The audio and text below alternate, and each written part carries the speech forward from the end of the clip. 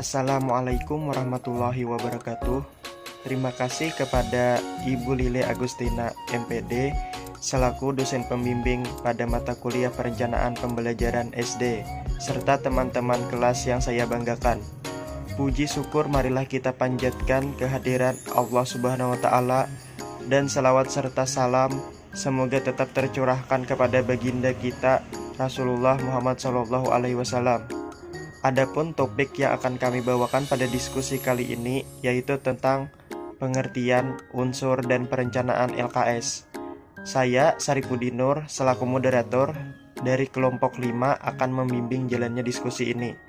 Sebelumnya, saya akan memperkenalkan anggota kelompok 5 yaitu Maisyarah sebagai pemateri 1 dan Zaitunisa Munawarah sebagai pemateri 2. Mempersingkat waktu, saya persilahkan kepada pemateri untuk memulai memaparkan materinya. Terima kasih kepada moderator yang telah mempersilahkan saya untuk melanjutkan materi ini, yaitu tentang pengertian, unsur, dan perancangan LKS. Di sini, siapa yang tahu tentang pengertian LKS? Baik, langsung saja saya akan menjelaskan tentang pengertian LKS. Lembar kerja siswa atau LKS adalah panduan siswa yang digunakan untuk melakukan kegiatan penyediaan atau pemecahan masalah.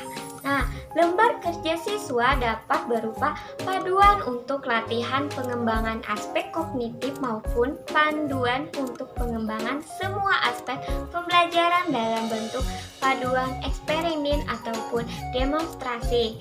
LKS membuat sekumpulan kegiatan mendasar yang harus dilakukan oleh siswa untuk melaksanakan pemahaman dalam upaya pembentukan kemampuan dasar sesuai indikator pemecahan hasil belajar yang harus ditempuh. Nah, Trianto 2010 bagian 111. Fungsi LKS. Fungsi LKS ada dua bagian. Nah, yang pertama bagian siswa. LKS berfungsi untuk memudahkan pemahaman siswa terhadap materi pembelajaran yang didapat.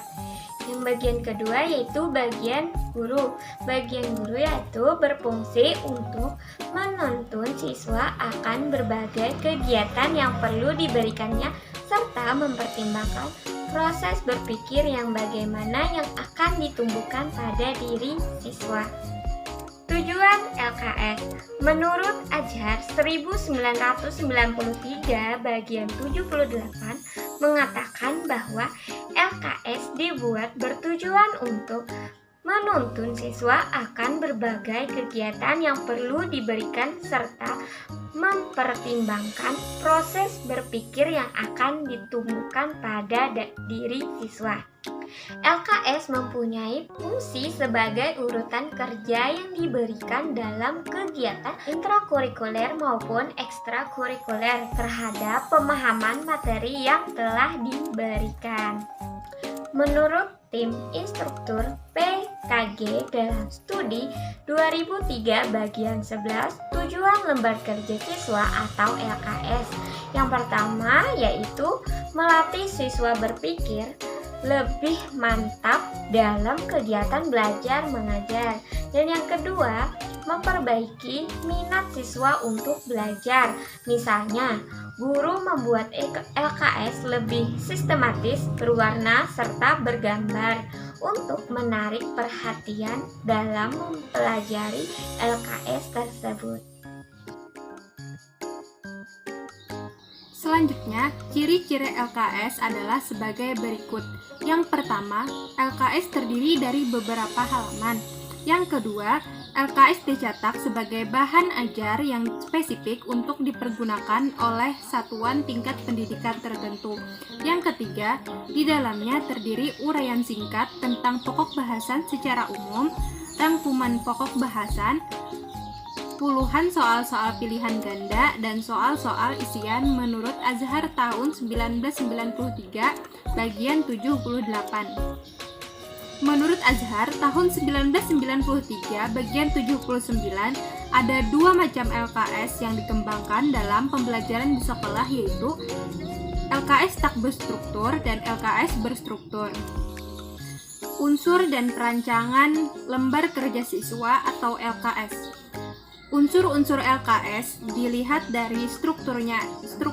LKS terdiri dari 6 unsur utama yang meliputi judul, petunjuk belajar, kompetensi dasar atau materi pokok, informasi pendukung, tugas atau langkah dan penilaian. Dilihat dari formatnya, LKS meliputi 8 unsur, yaitu judul, kompetensi dasar yang hendak dicapai, waktu penyelesaian, peralatan atau bahan yang dibutuhkan dalam menyelesaikan tugas, informasi singkat, langkah kerja, tugas yang harus dilakukan, dan laporan yang harus dikerjakan. Langkah-langkah yang baik dalam menyusun bahan ajar lembar kegiatan siswa atau LKS. Yang pertama, analisis kurikulum. Yang kedua, menyusun peta kebutuhan LKS. Yang ketiga, menentukan judul LKS. Dan yang keempat, menulis LKS. Selanjutnya, kami di sini ada mengambil salah satu contoh LKS di sekolah dasar. Demikian materi yang dapat kelompok kami sampaikan pada kesempatan hari ini. Saya mohon maaf yang sebesar-besarnya apabila ada kata-kata yang kurang berkenan bagi ibu dan teman-teman sekalian. Dengan ini presentasi hari ini saya tutup. Terima kasih atas perhatiannya. Wassalamualaikum warahmatullahi wabarakatuh.